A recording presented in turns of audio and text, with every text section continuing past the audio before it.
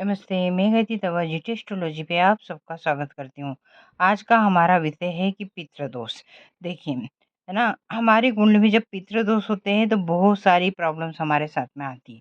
तो देखिए, पितृदोष की क्या कहने होते हैं, मतलब हमने हमारे बुजुर्ग लोगों का अपमान किया हो, या बोलते हैं ना, हमारे मतलब उनके मतलब किसी की मृत्यु हमारे घर में हो गई हो और हमने उसका मतलब बोलते हैं ना, श्राद्ध अच्छे से नहीं मनाया, या उसमें जो भी दान वगैरह करना था, जो पूजा पाठ करवानी थी 13 दिन की, वो हमने कंप्लीट नहीं करी, या अकाल मृत्यु हुई, ऐसे बहुत सारी चीज़ें होती हैं जिसकी वजह से पितृदोष हमारी पत्रिका में आ जाता है।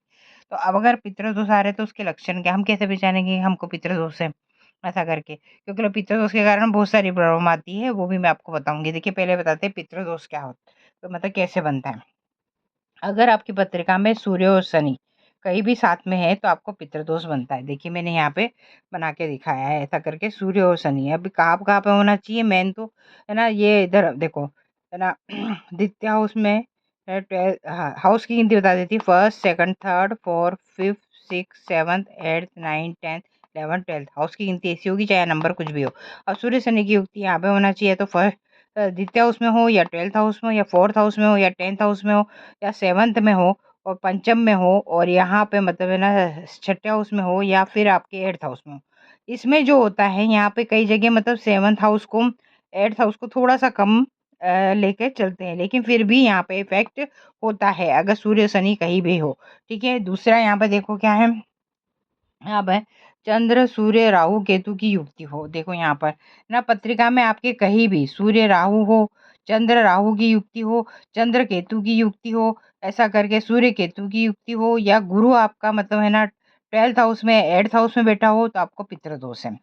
अच्छा, शुक्र यहाँ पे है ना 7th या 8th हाउस में अकेला बैठा हो, आपके ये 7th हाउस कैसे गिनेंगे, first, second, third, fourth, fifth, six, seventh, eighth, nine, 10, 11, 12 house की गिनती ऐसी होगी, चाहे नंबर कुछ भी हो। तो यहाँ से हम गिनते तो first, second, third, fourth, fifth, six, seventh.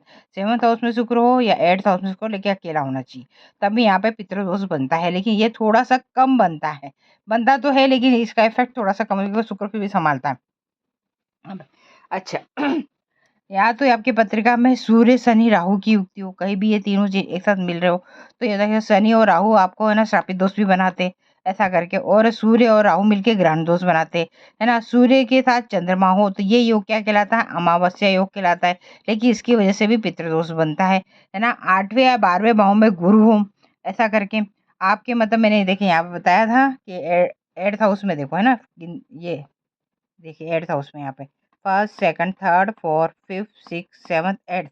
Eighth में गुरु है, 9, 10, 11, 12 12th में गुरु है, 8th या 12th में गुरु हो, तब भी ये आपको पितृदोष को बनाता है। ठीक है, फिर गुरु और राहु हो, मतलब इन दोनों की युक्ति भी है ना पितृदोष बताती है, चंडाल योग बनता है। दसम स्थान का स्वामी छठे या 12वें में हो और राहु से संबंध बना रहा हो। 10th हाउस कौन सा होता है, देखिए पत्रिका में हम ऐसे ही first, second, third, fourth, fifth, six, seventh, eighth, nine, 10th house का स्वामी जो है ना, मतलब छठे में हो, यहाँ पे छठे में हो या 12वें में हो, ऐसा करके, तो और राहु से संबंध बना रहा हो, मतलब यहाँ पे और यहाँ पे राहु हो, तो भी है ना, मतलब ये पितृदोष का निर्माण करता है। दूसरा है कि है ना, ये 5वें भाव में शनि मंगल राहु केतु हो, तब भी है ना ये पितृदोष को बताता है। अब देखिए, अगर आपको पितृदोष है आपकी पत्रिका में, तो बहुत सारे प्रॉब्लम आपको आ रही होगी, आप इसको देख सकते हैं। संतान प्राप्ति ना होना, या पुत्र प्राप्ति होने में विघ्न आना। ठीक है, या तो अबॉर्शन हो जाएगा, या पुत्र होगा ही नहीं, पुत्र ही ज्यादा होगी, ऐसा करके। ठीक है, तो ये भी है पितृदोष का लक्षण। दूसरा, विवाह नहीं होना, मतलब आपके घर में कोई ऐसा बच्चा जिसकी विवाह की उम्र निकलती जा रही है लेकिन उसका विवाह नहीं हो रहा है, तो पितृदोष हो सकता है। धन हानि का होना और धन का संग्रह ना होना, मतलब आप कितना भी कमा के ला रहे हैं ऐसा करके, तो आपका धन मतलब टिक नहीं रहा है, किसी न किसी चीज में निकलता है। ग्रह कलेश का होना, ये सबसे बड़ी बात है। जब भी शादी हो जाती है उसके बाद देखना पति पत्नी में ना बड़े झगड़े होते हैं, और शादी के पहले तो कितनी बार देखो लव मैरिज भी होती है किसी की, ऐसा करके, तो मतलब वही पति या पत्नी तो बड़ा अच्छा दिखता है, ऐसा करके, लेकिन शादी होते साथ ही वहां पे गृह क्लेश चालू रहता है, ये पितृदोष का कारण हो सकता है। जैसे आपकी शादी होगी पितृदोष है ऐसा करके, तो तुरंत ही वो लड़का या लड़की जो आपको बहुत अच्छा लग रहा था वही आपको बहुत बुरा लगने लग जाएगा, और घर घर में ना छोटी छोटी बातों पे आपके झगड़ा होना शुरू हो जाएंगे। बिना कपड़े पहने हुए अपने पूर्वजों को देखना, मतलब सपने में में आप अपने पूर्वजों को बिना कपड़ों के देखेंगे, क्योंकि आप उनके श्राद्ध पे या तो कपड़े का दान नहीं कर रहे या किसी कारण कोई भी मतलब दान में कोई कमी आ रही है, ऐसा करके। तो वो चीज़ हो सकती है, इस वजह से भी आपको है ना मतलब ये आपके पूर्वज दिख सकते हैं। त्योहार वाले दिन झगड़ा होना या खुशियों में बाधा आना, आपके मतलब जैसे होली, दिवाली कोई भी ऐसा मतलब त्योहार आता है तो उसके 2 दिन पहले, 3 दिन पहले ही आपके घर में मतलब है ना मनुष्य छाई जाएगी, झगड़े होंगे, ऐसा करके मतलब है ना झगड़े हो सकते। कितनी बार ऐसा भी होता है, रिश्तेदारों की वजह से भी झगड़े होते हैं।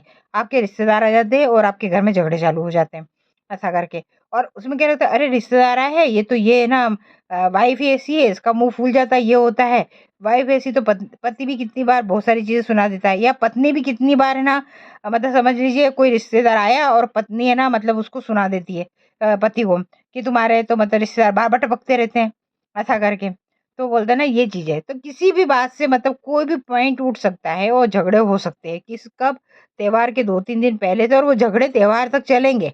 ऐसा नहीं है कि वहाँ नहीं चलने वाले, ऐसा करके। या तो झगड़े चलेंगे या फिर है ना आप लोगों के अंदर सीज़ फायर चालू हो जाएगा, दोनों पति-पत्नी के बीच में। सीज़ फायर का मतलब है कि दोनों एक-दूसरे से बात नहीं करेंगे, गुस्सा रहेंगे, मुँह फुला के घूमते रहेंगे, और जो घर में बच्चे होंगे उनको लगेगा घर में क्या मनुष्यता छा गई है, ऐसा करके। घर वाले जो भी है मतलब बुजुर्ग है आपके जो भी, उनको लगेगा ये क्या हो गया, ऐसा करके। मतलब एक जो मतलब त्योहार आता है तो हँसी-खुशी होना चाहिए ना, वो नहीं दिखती है घर के अंदर। अच्छा, बच्चों का गलत संगत में पड़ जाना, यहाँ पे बच्चे भी कितनी बार गलत संगत में पड़ जाते हैं, ऐसा करके, ठीक है? तो मतलब है ना नशे की लत पड़ जाती है, या मतलब उल्टी-सीधी मतलब जो आदतें होती है उसके अंदर वो लग जाती है, जिसकी वजह से भी क्या होता है पितृदोष होने की संभावना रहती है। उपाय क्या करना है? देखिए, उपाय ये है गंगा स्नान करना चाहिए, या तो हमें है ना मतलब जहाँ पे गंगा का स्थान है हरिद्वार या कहीं वहाँ जाके गंगा स्नान तो अवश्य करना चाहिए।